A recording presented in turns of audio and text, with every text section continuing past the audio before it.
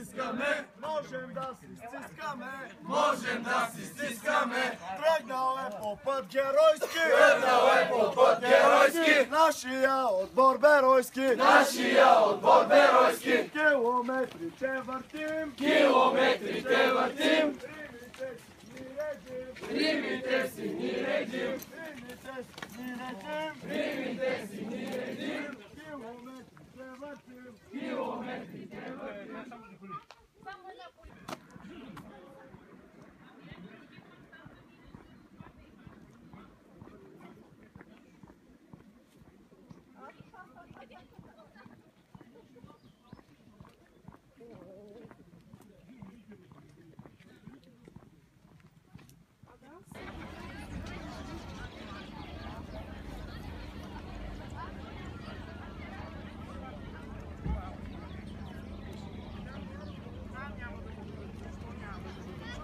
Нали ни плаза и възстановка?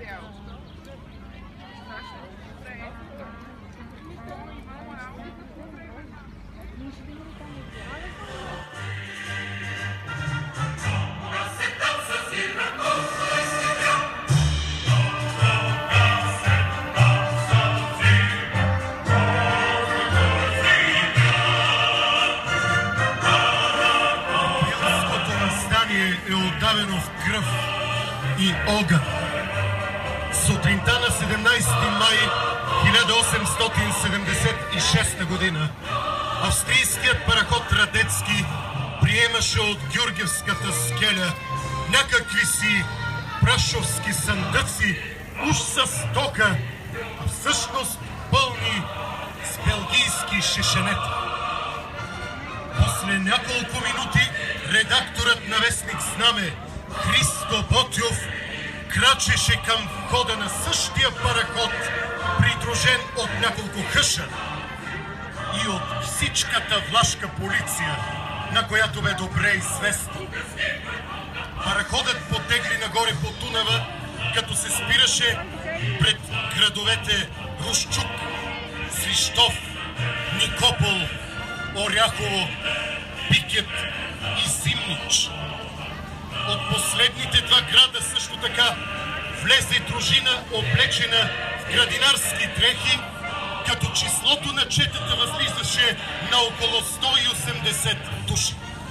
Същият ден надвечер Ботйов поздрави тия последните върху кувертата на парахода, които го отличаваха за войвода.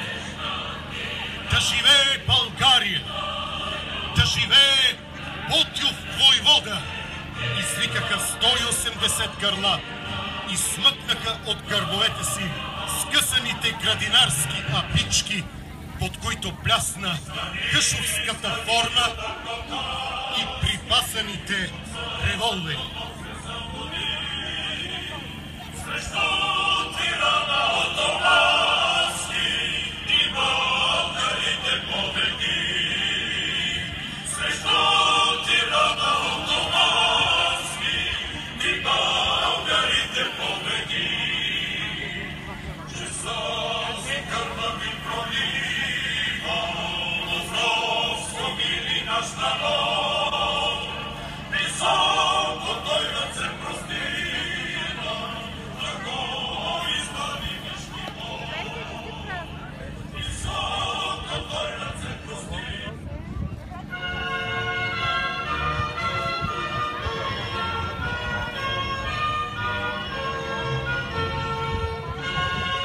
Се повдигна тогава цялата революция в неприкосновената сграда на австро-унгарския параход. Смелата команда на войводата и неговото тържествено излизане при публиката смути всичкото малодушно и страхливо. Надутите бимбашии пътници в парахода коленичиха пред героя и позорно подаваха своите златни часовници и брилянтни пръстени, като го молеха за пощада. Техните бледолики ханъми се намериха под масите. Няколко български търговци малодушни, базиргяни, хора от комерческия свят стискаха своите чанти, за да не се досегне някой до златните им Наполеони. А те същите изгубиха и ума и дума, като се бояха, че и тях ще вземат за ратници. Най-после гордият немски капитан, на главата на който се развяваше бяло-червената маджарска корона, не преклони глава от един път. Той поиска да се възпротиви, понеже не знаеше какво нещо е хъш. А Ботйов, облечен в четническа, оширитена със златна сърма униформа, с бяло-червен калпак и извадена сабя му дума: предай командата на парахода си на моя другарка Трафилова, ако искаш да не търсим сметка за вашата подлост на парахода Германия през 1867 година. Кажи на тяхна милост турските офицери да не крият часовниците, защото ние не сме хайдути, каза той на офицеринът си Войновски, който разпореждаше с тишината в парахода. После малко Ботйов беше господар на Радецки. Зеленото атлазено знаме с българският златен лев се развяваше заедно с австрийското. Това знаме е ушито от червеноводската чета със знаменосец Върбан войвода. Укрито е след разгрома на въстанието в Румъния. Четата слезе на Козлодуй. Всички се поклониха и целунаха родната земя. Свещеникът ги прекръсти и се отправиха към Балкана. Тоя ден имаше твърде малки сбивания с черкезите. На 18 май, вторник, стана голяма битка при Баничци, в която падна убит байрактаря Никола Симов Куруто, родом от Ески Джумая, и 30 души четници.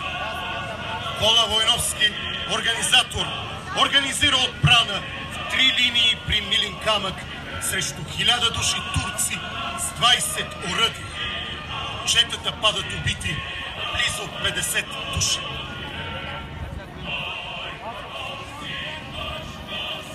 Тук е първото по-сериозно сражение на Ботйовата чета с турците, където е пленен и един арнаутин.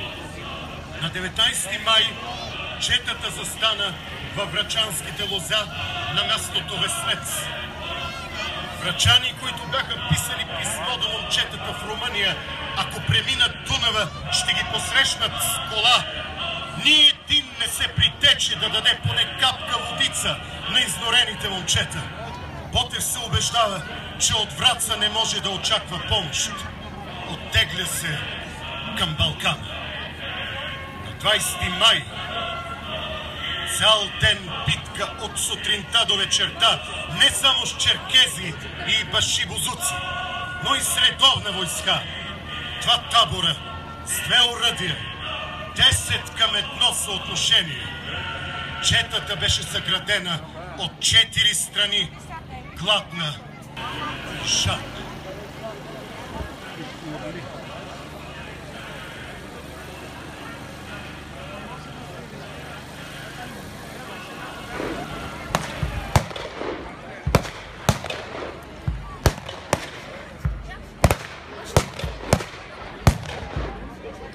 Ботев нарежда да им ги заплатят. Чете писмо от Враца до Заимов. Отчаяне. Пише му второ писмо и го дава на куриер да го носи. Поразително отчаяние владее измежду всичките момчета, защото в разстояние на 4 деня само 2 души българи се присъединяват към ратниците.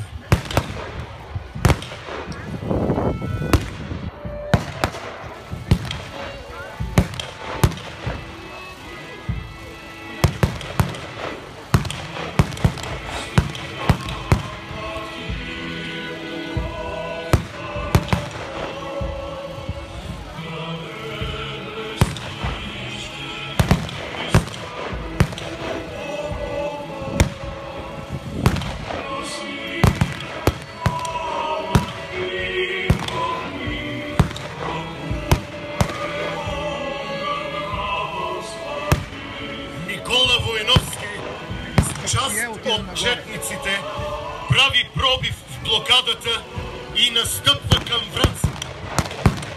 Останалите четници около Ботев пълзят и прибягват по канарите нагоре.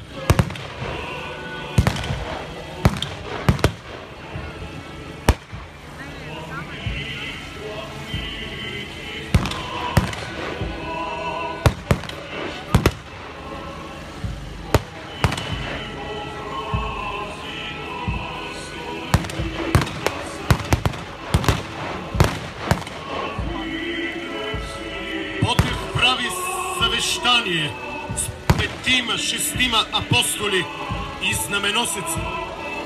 Нарежда да се развее знамето. Следва турска атака и кръгова отбрана. Ботев е обграден от турци и се отбранява с револвера си. Идват 6-7 четника и съсичат турци. Слизат надолу по стръмното към Войновски. Ботев нарежда да отвържат пленени арнаутин. Снемат знамето от пръта и един четник го опасва под дрехата си около пояса. Късно вечерта, часа по 12, Ботев се съветваше с няколко души от дружината при една скала. Какво трябва да се прави? В долината стана някакъв шум, свири турска тръба, първи войвода се надигна да види що е. Пълна тишина. В това време пукна пушка от другата страна на усоето и той се улови с двете си ръце за гърдите, дето го беше ударил куршумът и рухна тогава на земята.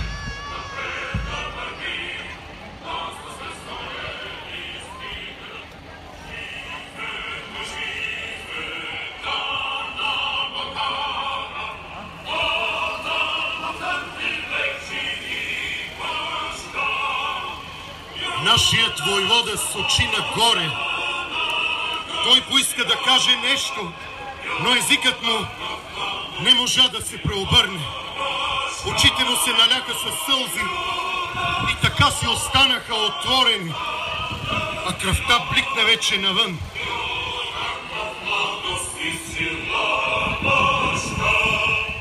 Ох, войводо, прощавай, мили мой братко, защо аз не умрях наместо тебе?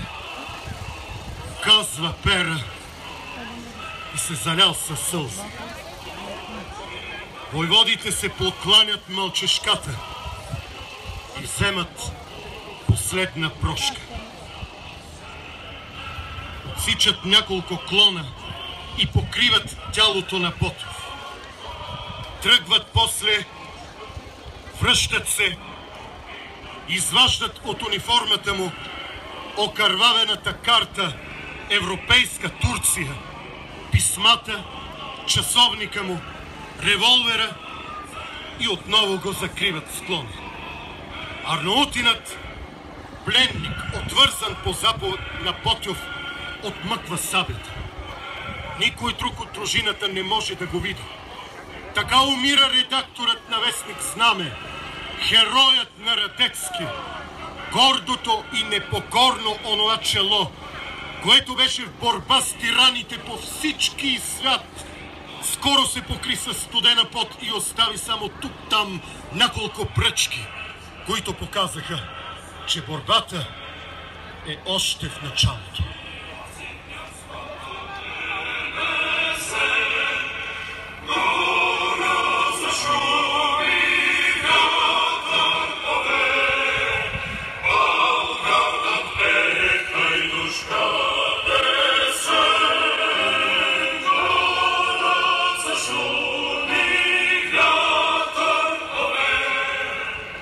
Войновски и апостолите разделят четата на групи по около 15-20 човека, които с прибежки започват изтегляне. Има много убити и тежко ранени. Турските жертви са много повече. турците режат главите на убитите и ранените и ги вдигат на щикове и пръти, за да ги разнасят по селата. Ликуват, арестуват и връзват пленени и по-леко ранени въстанници. Част от четниците се спасяват, като се укриват в изоставени овчарски колиби, други свалят четническите униформи, укриват оръжието си и се разпръскват. След битката край село Скравена са убити 10 четника. Край село Черни 8 са предадени и убити от засада Никола Войновски и Илия Пандурски, след като водят битка при село Люти Брод и са разбити при село Шипково. Част от четниците се прибират по родните си места и дълго време се укриват. Христо Ботев съставлява рядкост между всички свои съвременници. Бил човек необикновен, човек с високи чувства и идеи. Ето защо олицетворил в себе си цялата тогавашна епоха с всичките нейни безобразия и идеали. За тая епоха живял той, а не за себе си. Тя го издигнала и поставила изключително към една крайност – да отрича, да съсипва и да мрази. Той се чувствал на своите позиции до толкова на мястото си, с такава увереност в пътя си, щото по 3 деня стоял гладен, но пак не приемал да слезе при обикновените и да потърси помощ. Надарен от природата с всичките си качества на велик човек, той притежавал и железен характер, и гранитна воля.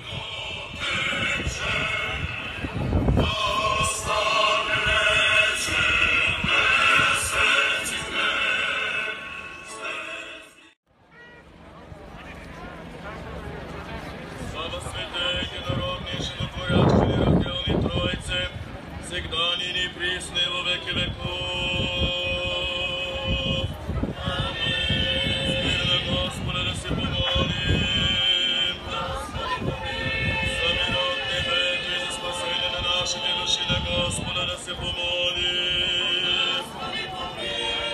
За мира по целия свят, за благосъстоянието на Светите Божии църкви, съединението на всички, на Господа да се помолим.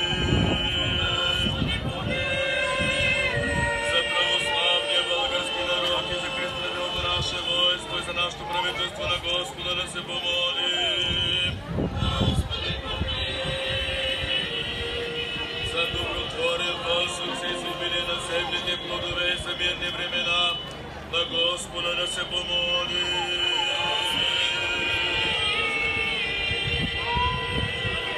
Защити, спаси, помилуй, не запази Боже, с Твоята благодат.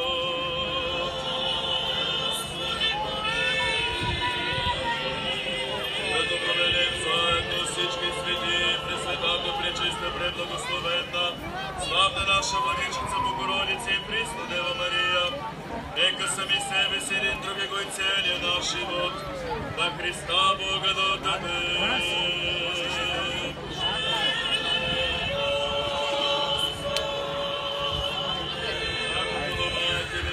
Слава, честь и поклонение Отцу и Сыну и Святому Духу, ныне и присно и во веки веков.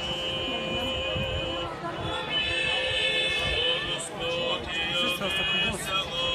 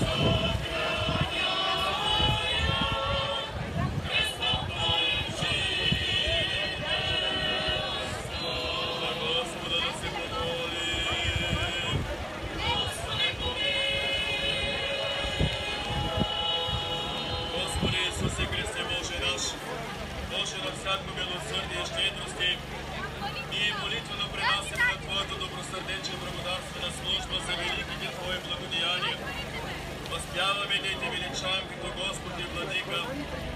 И пак ти благодарим и смеяно изпълнаме Твоето безпримезно и неизказано.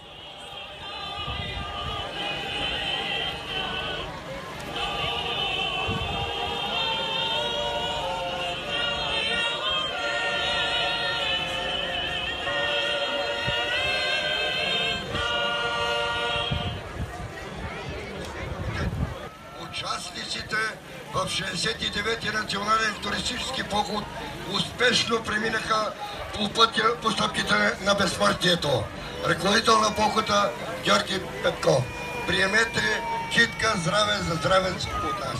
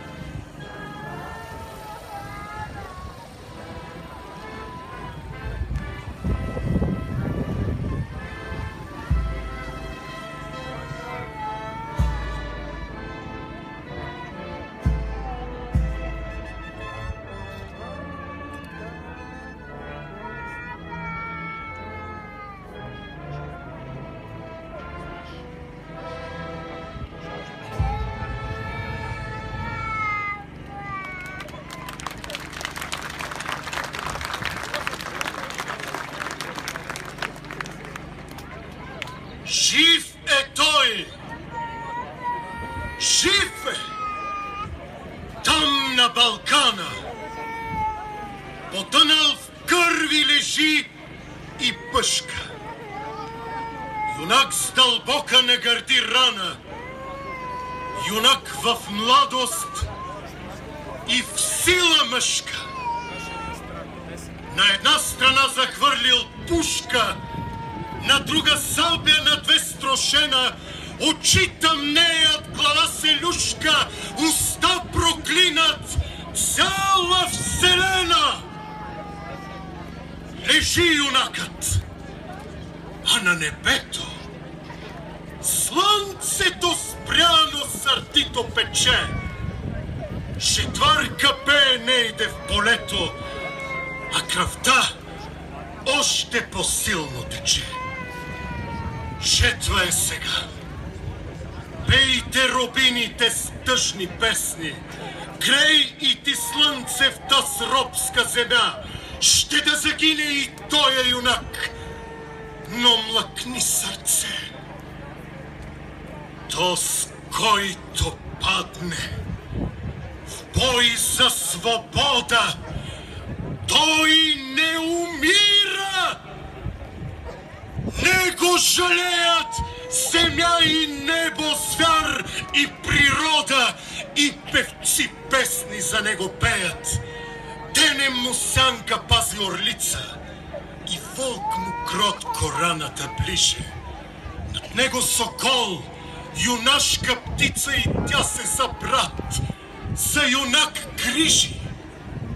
Настане вече, месец изгрее, звезди обсипят сводът небесен, гора зашуми, вятър повее, Балканът пее хайдушка песен и самодиви в бяла премяна чудни, прекрасни песен поемнат, тихо наказват трева зелена и при юнакът дойдат да седнат. Една му с билки раната върши, друга го пръсне с вода студена, третия го в уста целуне бърже, той я гледа мила за смена. Кажи ми, сестро, де караджата, де е моята вярна дружина? Кажи ми, пък ми вземи душата, аз искам, сестро, тук да загина. И плеснат с ръце, па се прегърнат. И с песни фръкнат те в небесата летят и пеят тордел съмнат. И търсят духът на Караджата. Но съмна вече. А на Балкана юнакът лежи, кръвта му тече, вълкът му ближе лютата рана и слънцето пак печели пече.